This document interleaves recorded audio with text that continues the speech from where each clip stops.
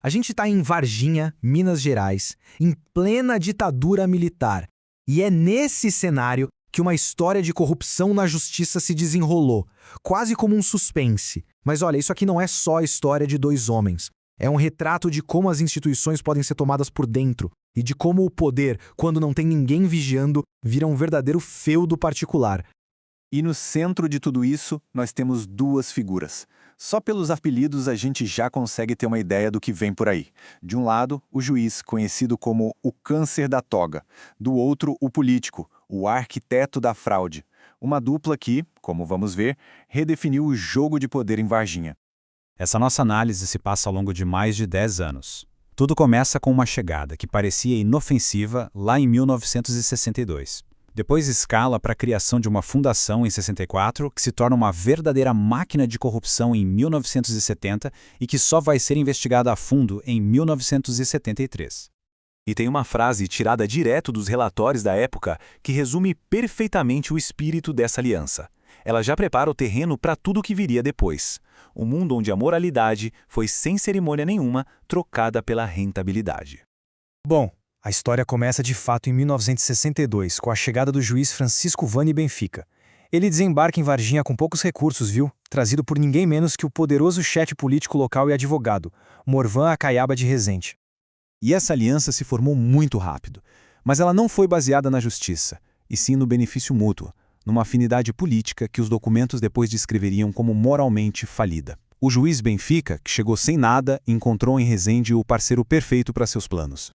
E o primeiro grande movimento dessa dupla foi criar uma instituição pública que eles, de forma sistemática, transformaram no seu feudo pessoal. A faculdade de Direito, desde o início, foi feita para servir aos interesses deles. Acabou virando o que os investigadores mais tarde chamaram de patrimônio de família e, claro, uma ferramenta poderosa para consolidar o poder e a influência ali na região. E essa dominação toda era confirmada em documentos oficiais. Ele mandava e desmandava na fundação com mão de ferro. Era visto como um senhor absoluto que simplesmente ignorava os outros membros fundadores para garantir controle total e, claro, facilitar todos os seus esquemas. Com a base de poder já garantida, os parceiros botaram a máquina de corrupção para funcionar de vez, usando os cargos que tinham para saquear e manipular o sistema de justiça sem dó. A audácia do crime era impressionante. E técnica. A escritura para essa compra ilegal, algo que a lei proibia um juiz de fazer, foi redigida pelo seu parceiro, o deputado Rezende. Isso só mostra a profundidade da cumplicidade entre os dois. E isso aqui ilustra o retorno financeiro direto da conspiração. Veja bem, não era só sobre poder, era sobre enriquecimento explícito, usando a manipulação da lei para isso. Eles também usaram a fundação num esquema clássico de fraude. Era um processo de 3 etapas, bem pensado para transformar uma propriedade pública em lucro pessoal, de uma forma totalmente simulada e criminosa. A Polícia Federal não teve a menor dúvida sobre isso. O relatório identificou o esquema como uma transação simulada e os compradores como simples laranjas do juiz. A linguagem é bem direta, bem incriminadora. E aqui o contraste é gritante. De um lado, o raciocínio legal do juiz, assustadoramente frio. Do outro, a avaliação dos investigadores, que é contundente e revela um desprezo total pela lei. Uma justificativa vazia contra a constatação da sua total inaptidão moral para o cargo que ocupava.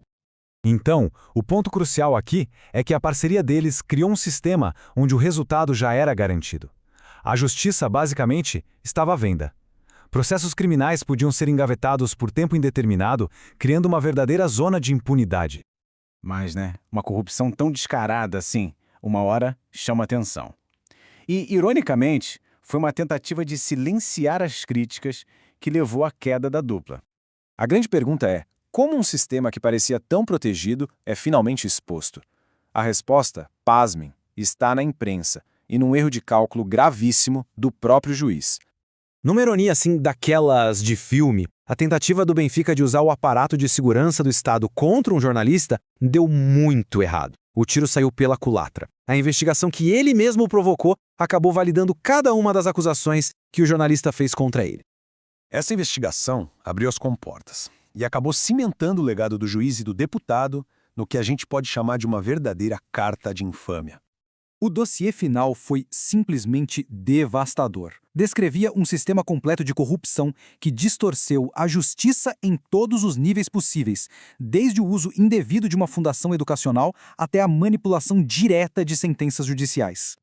E essa citação do jurista Rui Barbosa, que foi encontrada nos próprios autos do processo, serve como um lembrete atemporal sobre a responsabilidade pública e a vigilância que cargos e tanto poder exigem.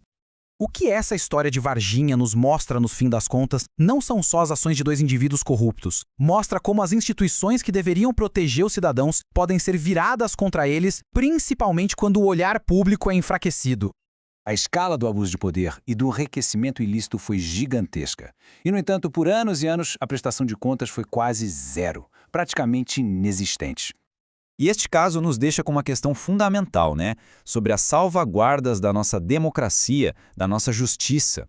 É uma pergunta que ecoa décadas depois, nos lembrando da fragilidade das instituições e da coragem que é necessária para expor a verdade, mesmo nos tempos mais sombrios.